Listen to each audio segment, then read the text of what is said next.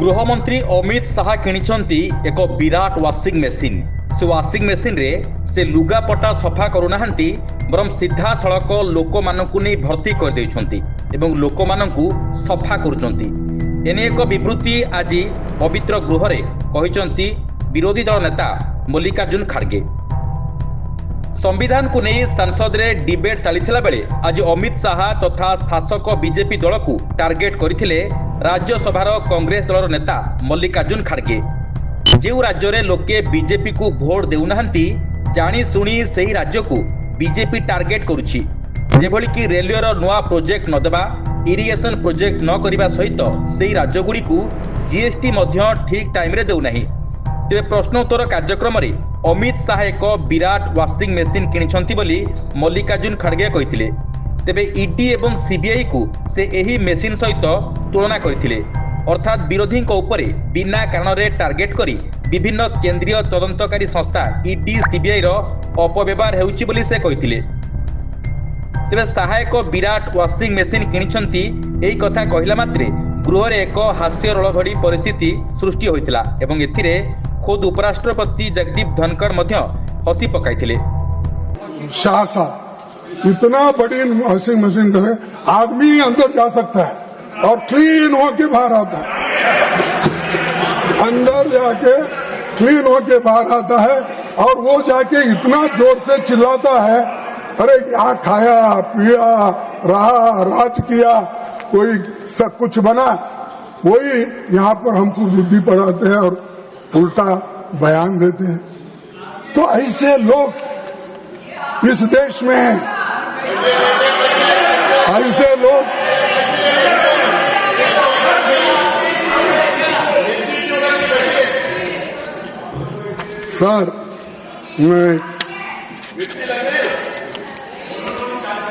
Sir हम संवैधानिक प्रावधान के तहत कांग्रेस पार्टी ने देश में कास्ट सेंसस की मांग की और कास्ट सेंसस की मांग इसलिए कर रहे हैं, कमजोर लोग तबकों के लोगों को बेहतरीन के लिए, उनके बेहतर के लिए एक रणनीति बनाई जाए।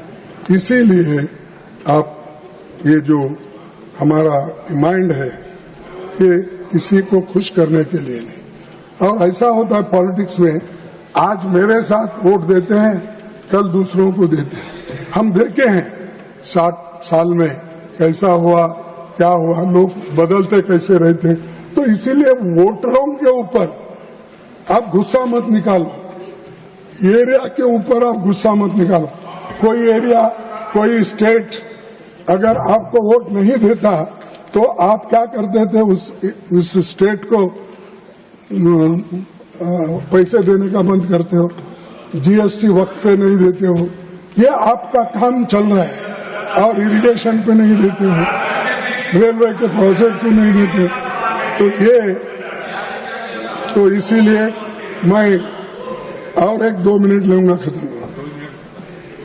डॉक्टर बाबा साहब अम्बेडकर ने आने वाली चुनौतियों से आगाह करते हुए संविधान सभा में कहा था, in politics we will have equality and in social and economic life we will have inequality. How long shall we continue to deny equality in our social and economic life?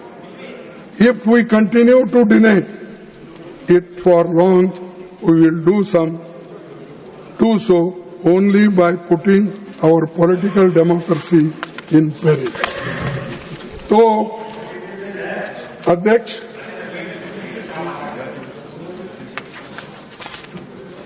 Sir, और गरीब बनते जा रहा है, अमीर बनते जा रहा है और 5% इस देश के लोग 62% संपत्ति उनके पास, 1% लोगों के पास आज 3% संपत्ति है, सॉरी 50% लोगों के पास।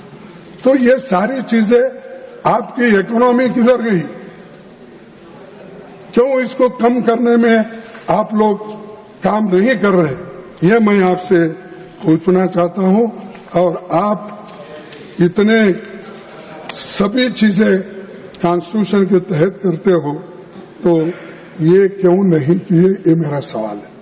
दूसरा और एक सवाल है सर, मणिपुर में लगातार हिंसा और अशांति जारी है।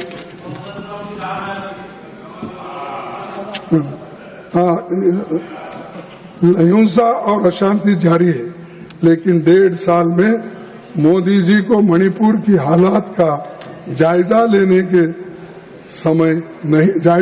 का समय नहीं मिला। वो पूरे दुनिया में फिर रहे हैं, देश में फिर रहे हैं, इलेक्शन के लिए हर जगह जाते हैं।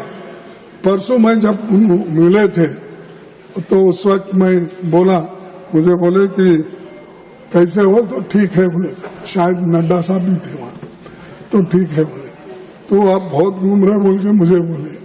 तो मैं बोला साहब अब इलेक्शन में घूमना ही पड़ता है, आप जब गली गली घूम रहे हो, मैं कम से कम दिल्ली में तो फिरना पड़ेगा। तो ये सब जगह जाने का मौका उनको मिलता है, लेकिन मणिपुर जाने के लिए वो तैयार नहीं है।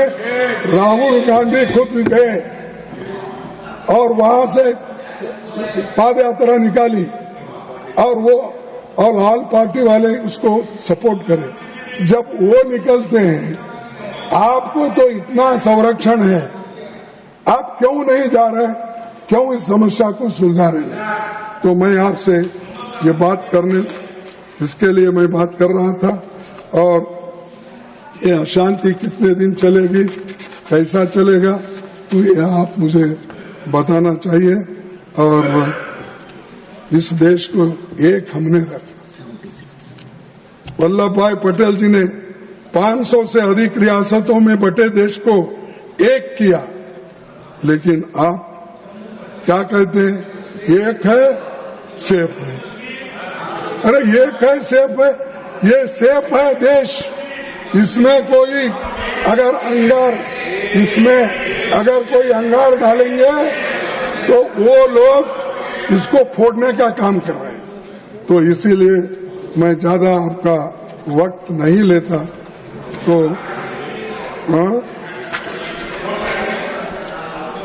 देखिए, और एक लास्ट कोट में आपका पढ़ूंगा।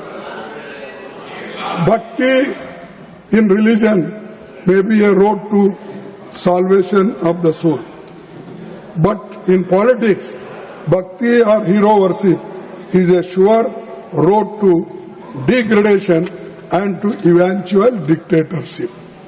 तो ये डिक्टेटरशिप के बाहर है। आप जो आज बजा रहे हैं ना, ढोल बजा के उनकी भक्ति की नारा कर रहे हैं, तो वो ये लोग उनको डिक्टेटरशिप की तरह ले जाना चाहते हैं और वो डिक्टेटर बनने को तैयार है। तो इसीलिए मैं आपसे विनती करूंगा कि ये डेमोक्रेसी डिक्टेटरशिप के तहत नहीं चलना चाहिए और सभी लोग आज जो संविधान को हम मानते हैं वो उसी पर हम चलना चाहिए। और आज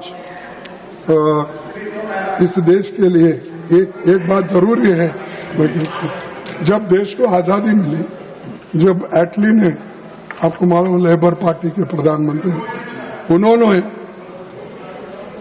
उस वक्त चर्चिल ने क्या कहा था, भारत को स्वाधीनता देने वाले लॉर्ड एटली सरकार के प्रस्ताव पर चर्चा के दौरान ब्रिटिश संसद में पूर्व प्रधानमंत्री और तत्कालीन विपक्षी नेता विंस्टन चर्चिल ने कहा था कि आजाद होते ही भारत बिखर जाएगा और वह दुष्टों, बदमाशों, लुटेरों के हाथ चला जाएगा। ये बात चर्चिल की ये मंशा थी।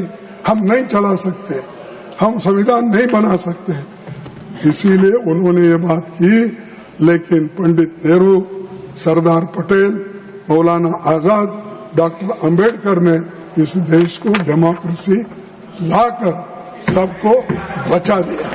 और इतना कहते हुए मैं और कुछ नहीं बोलना चाहता हूँ। Bureau report, news alert 24/7।